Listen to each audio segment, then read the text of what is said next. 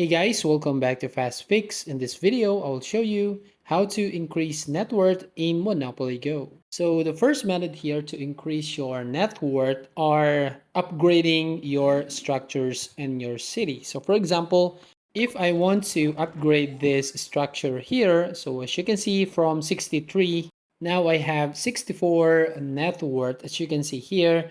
And then the second method to increase your net worth is to complete all the targets right here. So for example, these rent targets, if I go right there, you will go up by times 2 net worth. Then if you go here on roll capacity, you will go times 50.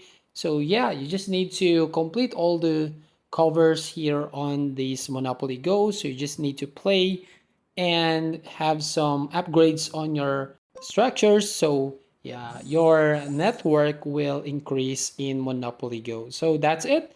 If you find this video helpful, please consider to like and subscribe to this channel, and don't forget to hit the notification bell to notify you on the next video.